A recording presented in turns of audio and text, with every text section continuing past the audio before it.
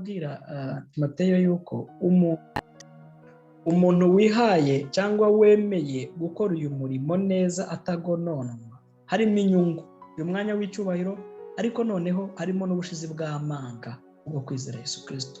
Kandi kwizera Yesu Kristo akomeza bisubiramo even the truth, kumwizera ni ukwizera ya content y'ukuri kose. Ibyo rero bituma ushira amanga naho uri hose, hakaba hari n'ibintu utakwisangamo rwose simply kubera yuko ufite ubwo bushizi bw'amanga kandi uri muri wa murimo. So arangije rero umva yamubwiye impamvu yamwandikiye binamaze kumubwira, ari na runo rwandiko rwose ngo nkwandikiye ibyo niringiye ko nzaza kugusura vuba. Paul yari yiringiye ko azaza gusura Timoteyo vuba, which even happened. Yaraje aramusura rwose, yaraje aramusura nyuma aho yari yaje kuvayo, aragaruka araza aramusanga. Nyuma nibwo yaje kongera aramusigara agenda, ageze i Roma arafungwa. Nibwo yamwandikiye urwandiko rwa kabiri, noneho ruriya twita ngo rwa kabiri rwa Timoteyo, asa nk'umwereka yuko birangiye, noneho amuhereza final remarks, anamubwira yuko nawe rwose birangiye, abona agiye gupfa ibice 4, anamusaba ati uzagerageze ubanze uzi ntazapfa utaraza, uzanzanire ibi n'ibi ibice 4 8 9 10 amubwira tuzaza. Nyuma niturangiza no rwandiko tuzakomeza ku rwa kabiri, ariko harimo interview hagati y'urwa mbere n'urwa kabiri.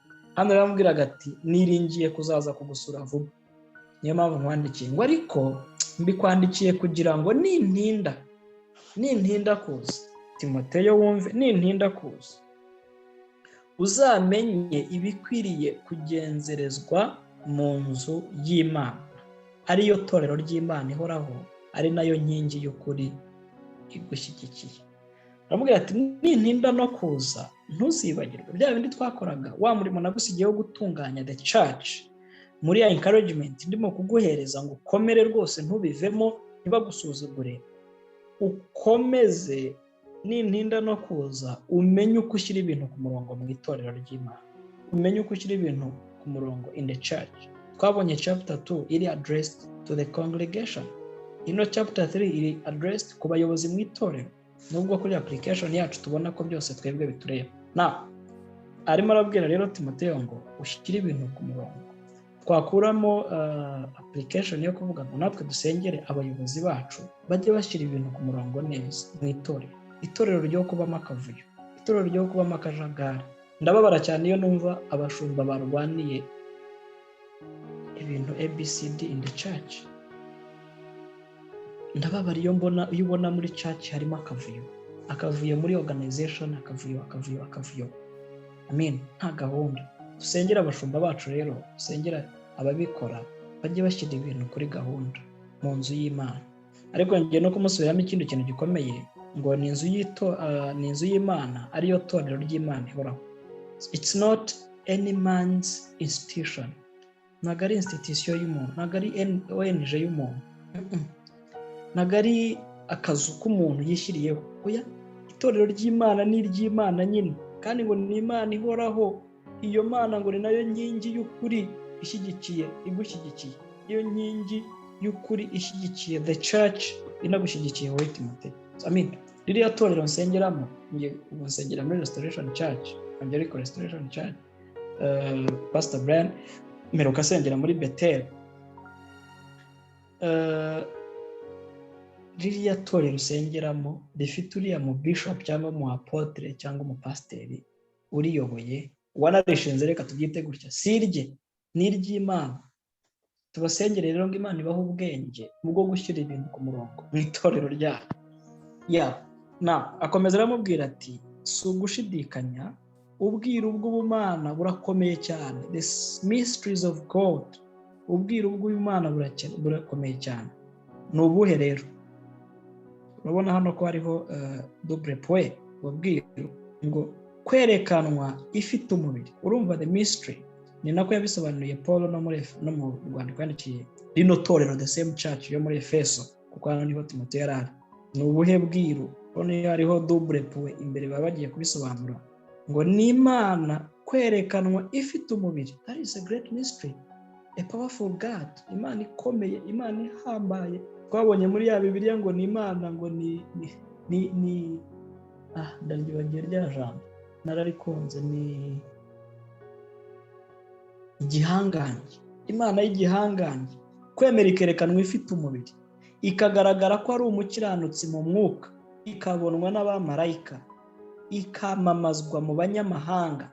Normalement yari kumvikana ko yari kuguma, niyo yari kuza yari kuguma mu Bayisiraheli, ariko ngo yamamajwe no mu banyamahanga, ikizerwa mu isi, turabizi natwe turayizera, ikazamurwa, igahabwa ubwiza.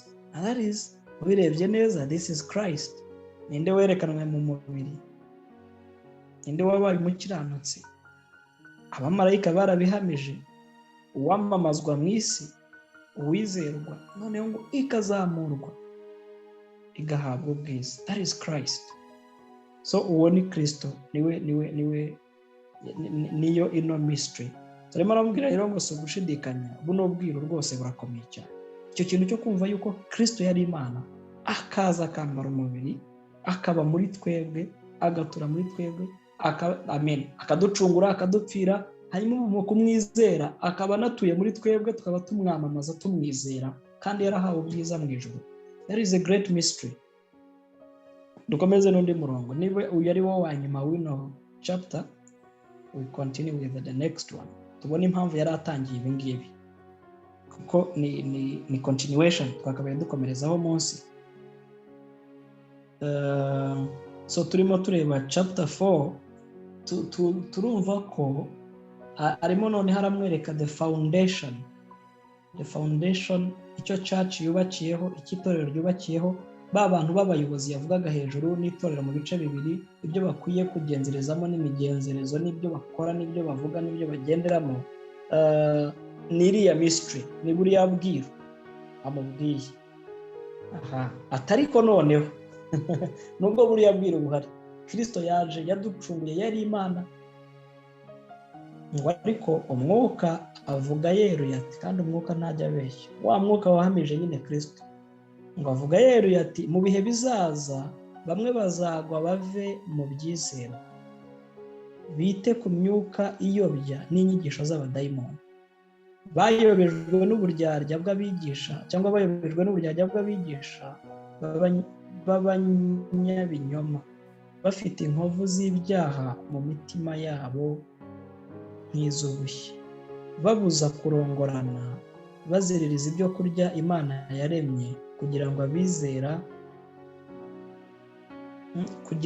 abizera bakamenya ukuri babirye bashimye, kuko iby'Imana yaremye byose ari byiza, ntiharimo icyo gutabwa iyo cyakiranywe ishimwe, kuko cyezwa n'ijambo ry'Imana no gusenga. Haleluya. Turagarukira hano uyu munsi. So nubwo amubwiye rero ko hari mystery ihari, kandi bizera, itorero ririya torero yavuze ryizera, ari abantu basavingamo, atari ko hari n'abandi noneho bazaza. Abo bantu bazava mu byizerwa, mu yandi magambo ntibazizera ibi ngibi, ntibazizera ino mystery, ntibazizera buno bwiru, ntibazizera ko Kristo yari Imana, ko yaje akambara umubiri, akemera kuba umuntu, agapfa, akabambwa ku musaraba, agapfa, ariko akazuka, akaba yambaye ubwiza bwe, akaba ari we ncungu yacu. Mwibuke ko yari yaranabivuze in chapter 1. Now hazaza rero ngo ababihakana, abo bantu bazaba bakurikira inyigisho z'abadayimoni. Izi nyigisho z'abadayimoni nta zindi, ni iziza kwigisha ibitandukanye na buriya bwiru tumaze kubona kuri verse 16 yo hejuru kuri chapter 3. Izo nyigisho z'abadayimoni rero zizaza zitwara abantu, zibabuze kwizera that mystery, zibabuze kwizera buriya butumwa.